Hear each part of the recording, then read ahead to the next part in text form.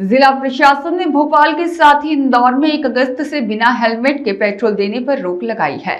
और वहीं कलेक्टर के इस आदेश के बाद जहां पेट्रोल पंपों पर लोगों की भीड़ कम नजर आ रही है, वहीं पेट्रोल पंपों के बाहर 2 पहिया वाहन चालक हेलमेट वाले वाहन चालकों का इंतजार करने के साथ ही मिन्नतें करते ज्यादा देखे जा सकते हैं और लोग पेट्रोल भरवाने के लिए दूसरों से हेलमेट मांगकर पेट्रोल भरवा रहे हैं। और इस जबरिया आदेश के बाद पेट्रोल पंपों पर विवाद की स्थिति भी बन रही है। इंदौर के जागरूक वकील सौरभ जैन ने मीडिया से चर्चा करते हुए कहा कि मोटर व्हीकल एक्ट में ऐसा कोई प्रावधान नहीं है। कलेक्टर को अगर हेलमेट अनिवार्य करना है तो सड़कों पर सख्ती कर हेलमेट अनिवार्य करे और पेट्रोल पंपों पर बिना हेलमेट के पेट्रोल नहीं देने का आदेश तुगलकी आदेश है, इसे तत्काल प्रभाव से वापस लेना चाहिए। इधर एक पेट्रोल पंप के मैनेजर शरद दुबे का कहना है कि हमें तो शासन प्रशासन के आदेश का पालन करना ही है, हम बिना हेलमेट किसी को भी पेट्रोल नहीं दे रहे हैं। एक सवाल का जवाब देते हुए मैनेजर दुबे ने कहा कि कलेक्टर के आदेश के बाद हमारी सेल भी कम हो रही है। स्थिति में इतने परेशान हो रहे हैं हम लोग। आज 2 दिन हो गए यहाँ पे बगैर हेलमेट लोग आते हैं, मगजमारी करते हैं, पुलिस भी 2-3 बार आ चुकी है। और ये पेट्रोल पंप के ऊपर डालना मतलब रोज आप चालान बनाओ, हमें यहाँ बहुत परेशानी आ रही है। पब्लिक जो है आगे लड़ती है यहाँ, यही तो हम बोलते नहीं कि आप कलेक्टर से बात करो। क्या चाहते हो? हेलमेट बन रही रात की स्थिति बन रही है, उसको फिर वैसे करके पाते हैं। ये हेलमेट अनिवार्य करने के बाद में कुछ सेल में अंतर आया? सेल में अंतर बहुत फर्क हुआ। कितना अंतर? 40% सेल हो गया है 40%।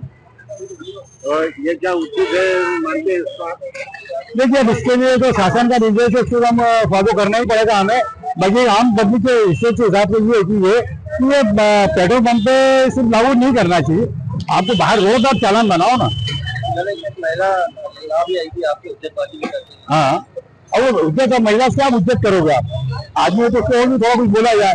औरतें आगे कहती है हम क्या करें, हमारे साथ बच्चे हैं, हमारी गाड़ी वहाँ खराब हो रही है, हम ये परेशान हो रहे हैं।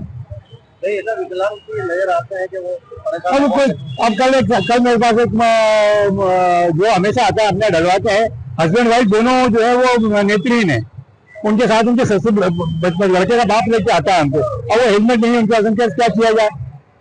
दोनों नेत्रहीन है, ऐसे लोगों की क्या किया? तो मैंने अपनी लेके उनको पेट्रोल डाला। कुछ ऐसी स्थिति भी बन रही है कि बाहर खड़े हो जाते हैं पेट्रोल पंप के बाहर देखिए हेलमेट के लिए करते हैं, हेलमेट अब बाहर लोग भेजते हैं।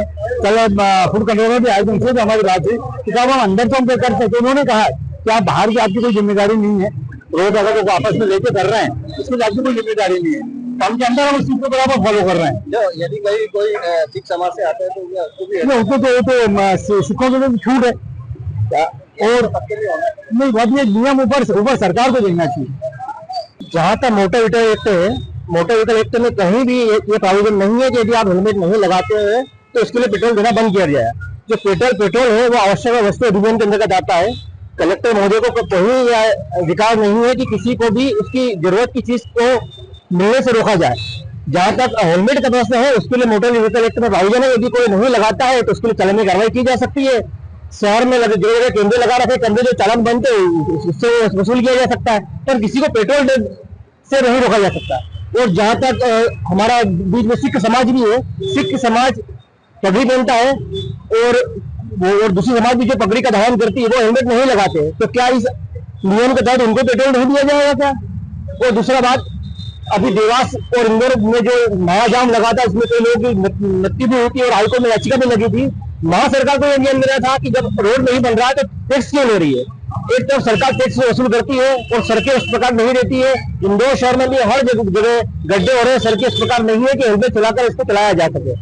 इसलिए सरकार को पहले व्यवस्था फैलाना चाहिए, उसके बाद फिर कानून को डंडा चलाना चाहिए। ये जो आदेश किया है मनमाना आदेश है, इसको वापस लिया जाना चाहिए।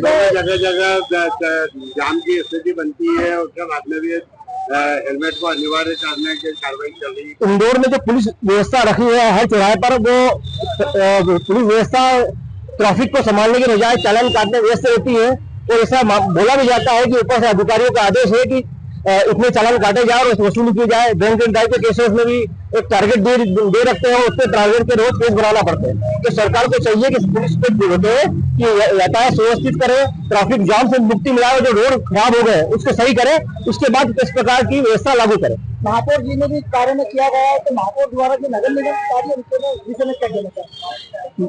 महापौर जी को चाहिए कि नगर निगम के अधिकारी जो सड़कें आ रही है उसको बनाए और व्यवस्थित तरीके बनाए। अभी देखा है जो सड़कें बनी है जिसमें रिपेयरिंग हुई है वो एक बारिश में अगले दिन ही उखड़ गई है, तो अच्छी गुणवत्ता काम करवाए, उस प्रकार की सड़कें दे कि जहाँ हेलमेट लोगों पहन के अपनी स्वेच्छा से इसको यूज कर सके। यहाँ इतना ट्रैफिक इतना गति भी नहीं रहती गाड़ी की और इतना जाम की स्थिति है कि वहाँ हेलमेट कैरी करना बहुत मुश्किल होगा।